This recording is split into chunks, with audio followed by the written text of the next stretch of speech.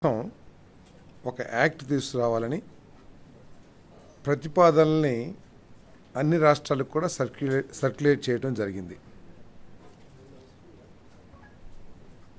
నీతి ఆయోగ్ కేంద్ర ప్రభుత్వం ఆధీనంలో ఉన్న సంస్థ అయినప్పుడు కూడా ఇండిపెండెంట్ సంస్థ అనుకోండి.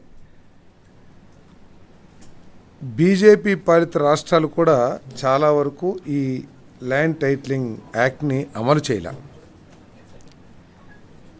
ఈ ల్యాండ్ టైటిలింగ్ యాక్ట్ మీద స్టేక్ హోల్డర్స్ అందరూ కూడా చాలామంది బహిరంగంగా, అదేవిధంగా పత్రికలు కానివ్వండి, మీడియా కానివ్వండి, అందరూ కూడా పలు సందేహాలను వ్యక్తపరిచారు. అయినా కూడా గత ప్రభుత్వం హడావిడిగా స్టేక్ హోల్డర్స్తో ఎటువంటి సంప్రదింపులు జరగకుండా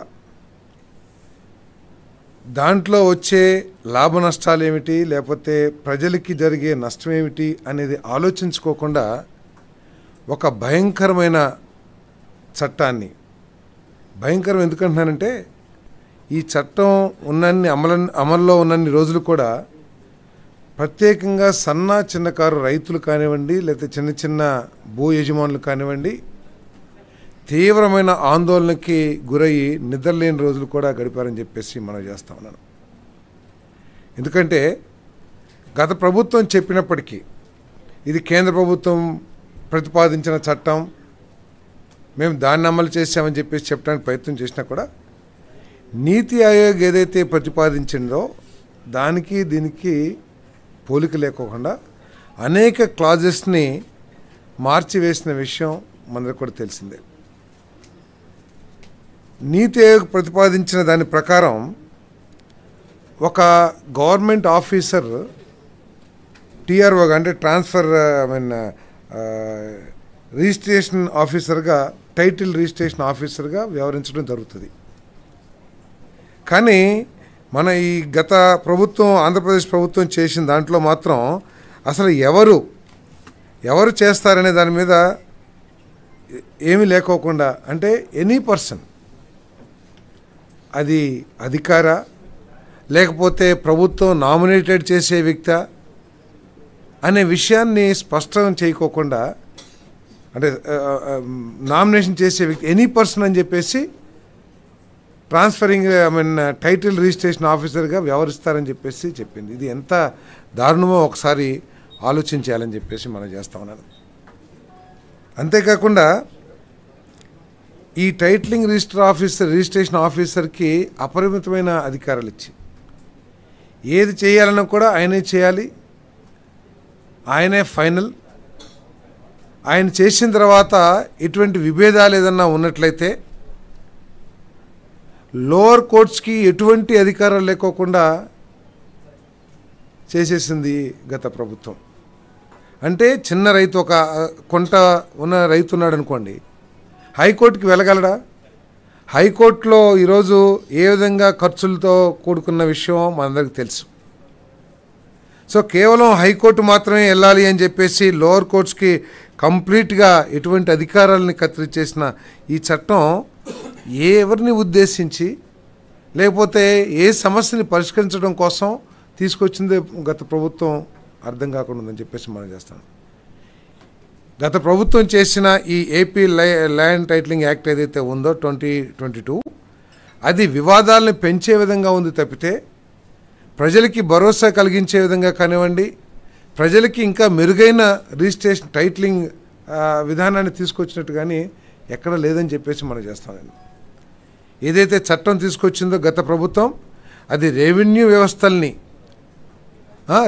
ఇప్పటికి అమల్లో ఉన్న రెవెన్యూ వ్యవస్థల్ని, రిజిస్ట్రేషన్ వ్యవస్థల్ని, అదేవిధంగా ల్యాండ్ రికార్డ్స్ వ్యవస్థల్ని పూర్తిగా ధ్వంసం చేసే విధంగా ఈ చట్టాన్ని తీసుకొచ్చిందని చెప్పేసి మనకి సవినీయంగా మనం చేస్తాను. అంతేకాకుండా కేవలం హైకోర్టుకి వెళ్ళాలి,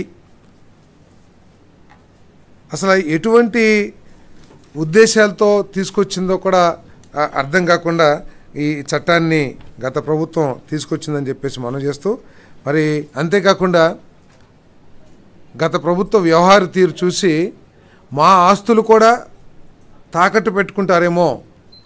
ఎందుకంటే మద్యం ద్వారా, మద్యం అమ్మకాల ద్వారా వచ్చే 20 సంవత్సరాల్లో వచ్చే ఆదాయాన్ని కూడా తాకట్టు పెట్టగలిగిన ఒక ప్రభుత్వం మా ఒరిజినల్ డాక్యుమెంట్స్ వాళ్ళ దగ్గరుంటే ఏమైపోతుందో అనే భయాందోళన కూడా కలిగే విధంగా రిజిస్ట్రేషన్ చేసుకుంటే ఒరిజినల్ డాక్యుమెంట్స్ ఇవ్వము, జిరాక్స్ కాపీలు మాత్రమే ఇస్తాము అని చట్టాన్ని రూపొందించారంటే మరి ఎటువంటి భయంకరమైన చట్టాన్ని వాళ్ళు తీసుకొచ్చారో ఒకసారి ఆలోచించాలని చెప్పేసి మనం చేస్తాను నేను. మరి దాని మూలంగా ఈరోజు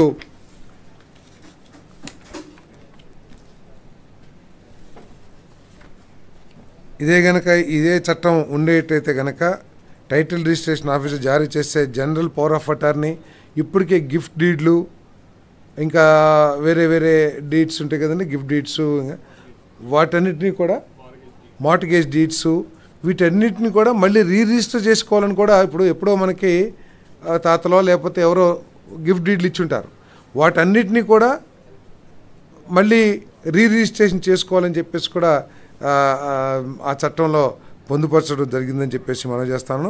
మరి ఆ చట్టం మూలంగా ప్రజల ఆస్తులకి రక్షణ లేదని చెప్పేసి భావించి మరి ఎవరైనా సరే చిన్న కంప్లైంట్ ఇస్తే, ఎందుకంటే టైటిలింగ్ రిజిస్టర్ ఆఫీసర్గా ఒక ప్రభుత్వ అధికారి, ఉన్నతాధికారి పనిచేస్తాడని చెప్పని చట్టం రేపు ప్రభుత్వం నామినేటెడ్ విధానం ద్వారా ఇస్తే అదే ఎవరొకళ్ళు ఉద్దేశపూర్వకంగా ఇబ్బంది పెట్టాలనే ఉద్దేశంతో రాజకీయ కారణాలతో ఆ ఆస్తిని వివాదాస్పదం చేస్తే ఎటువంటి దిక్కులేని పరిస్థితి ఉండేదని చెప్పేసి మనం చేస్తాను.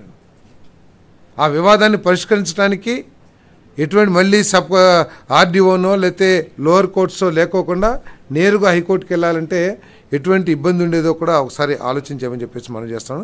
దానికోసం ఈరోజు మరి ఆ చట్టాన్ని రద్దు చేసామని చెప్పేసి కూడా మరి చంద్రబాబు నాయుడు గారి ప్రభుత్వం, కూటమి ప్రభుత్వం ఈరోజు చంద్రబాబు నాయుడు గారు, పవన్ కళ్యాణ్ గారు నాయకత్వంలో దీన్ని ఆంధ్రప్రదేశ్ క్యాబినెట్ రద్దు చేయడం జరిగిందని చెప్పేసి మనం చేస్తాము. ఈరోజు మెయిన్గా ఏంటంటే ల్యాండ్ టైటిలింగ్ యాక్ట్ అసెంబ్లీలో దీని మీద సుదీర్ఘంగా చర్చించారు. అంటే అప్పుడు టీడీపీ గవర్నమెంట్, టీడీపీ విపక్షంలో అప్పుడు పెట్టిన అబ్జెక్షన్ ఇప్పుడు ఎందుకు వస్తుంది అనేది అప్పుడు అబ్జెక్షన్ పెట్టారు.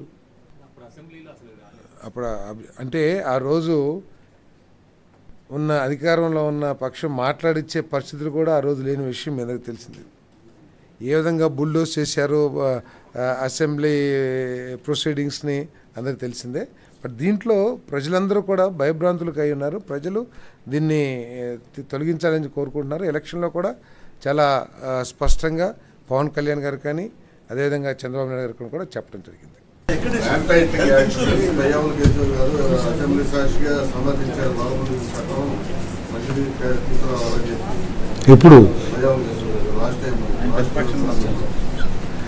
ఇప్పుడు ఎందుకు ఈ చట్టాన్ని రద్దు చేయాలనేది మీకు చాలా స్పష్టంగా చెప్పాం. ఈరోజు ట్రాన్స్ఫరింగ్ టైటిల్ రిజిస్ట్రేషన్ ఆఫీసర్ ఏదైతే ఉందో అది ఒక్కటి చాలు మీకు. ఎందుకంటే నీతి ఆయోగ్ ప్రతిపాదించిన చట్టంలో డ్రాఫ్ట్ బిల్ యాక్ట్ ఏదైతే ఉంటుందో దాంట్లో స్పష్టంగా ఎనీ ఆఫీసర్ అని ఉంది. కానీ ఇక్కడ చట్టంలో ఎనీ పర్సన్ అని ఉంది. అంటే ఎనీ పర్సన్ అంటే ఎవరు? రేపు నామినేషన్ చేయొచ్చు, లేకపోతే ఎవరినైనా ఇష్టం వచ్చిన వాళ్ళని పెట్టవచ్చు కదా.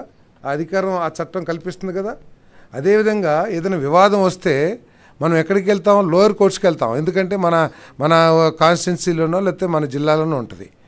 ఈరోజు ఆ లోయర్ కోర్ట్స్కి అధికారాలన్నీ కూడా తొలగించేసి కేవలం హైకోర్టుకి వెళ్ళాలంటే ఒక కొంత భూమి ఉన్న రైతుకి ఏదో వివాదం వచ్చింది.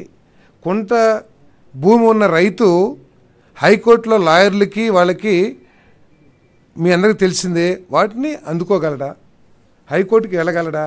సో ఇటువంటి పరిస్థితులు అవసరం ఉంది. లోయర్ కోర్ట్స్ని తీసేయాల్సిన అవసరం ఉంది. తర్వాత ఈ రిజిస్ట్రేషన్ ఆఫీసర్ ఎవరైతే ఉన్నారో టైటిల్ రిజిస్ట్రేషన్ ఆఫీసరు, ఆయన తర్వాత ఏదైనా వివాదం వస్తే మన ఆర్డీఓనో, సబ్ కలెక్టర్, జాయింట్ కలెక్టర్ వీళ్ళందరూ కూడా ఇంత ముందు నుంచి అధికారాలు ఉన్నాయి కోర్ట్స్కి వెళ్ళే ముందు. మరి వాళ్ళందరినీ కూడా ఎందుకు తీసేశారనే విషయం కూడా స్పష్టం లేదంటే ఏ ఉద్దేశంతో అంటే రేపు టైటిల్ రిజిస్ట్రేషన్ ఆఫీసరు ఒక నిర్ణయాన్ని ప్రకటించేశారు. అది అధికారి అయితే అధికారికి ఆయనకుండే ఇవి విధి విధానాలు వేరుగా ఉంటాయి. ఒక నాన్ ఆఫీసరు ఎవరైతే ఉంటారో వాళ్ళు రాజకీయ నాయకుల ఒత్తిడితో పనిచేయచ్చు, లేకపోతే మంత్రుల ఒత్తిడితో పనిచేయచ్చు, లేకపోతే స్వార్థంతో పనిచేయచ్చు. అటువంటప్పుడు వీళ్ళని కాపాడేది ఎవరు?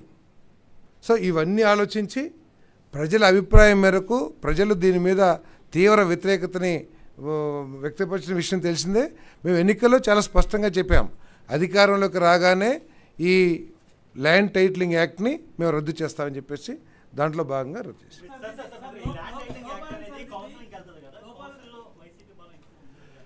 ఏముండండి, కౌన్సిల్ బలం ఎక్కువన్నా కూడా అసెంబ్లీలో చేసిన చట్టాలని రద్దు చేసే అవకాశం లేదు కదా. వాళ్ళ అభిప్రాయం ఓకే. వైఎస్ఆర్ కాంగ్రెస్ పార్టీ ఏదైతే ప్రజలు భయాందోళనకు గురి చేసిందో ఆ కండిషన్స్ మీద వాళ్ళ అభిప్రాయం ఏంటో కూడా చెప్తారు.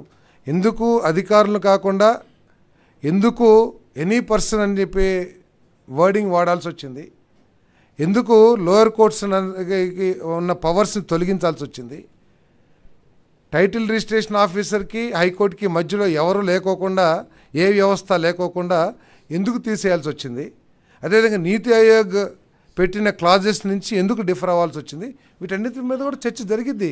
ప్రజలు అర్థం చేసుకుంటారు కదా. ఇప్పటికైతే రద్దు చేశాం. మన రాష్ట్రంలో ఉన్న రెవెన్యూ చట్టాలు కానివ్వండి, లేకపోతే ల్యాండ్ రికార్డ్స్ కానివ్వండి, చాలా రాష్ట్రాలతో పోలిస్తే మెరుగైన వ్యవస్థలు మన దగ్గర ఉన్నాయి. వాటిని ఇంప్రూవ్ చేయాల్సి వస్తే తప్పకుండా పరిగణలో తీసుకుంటాం.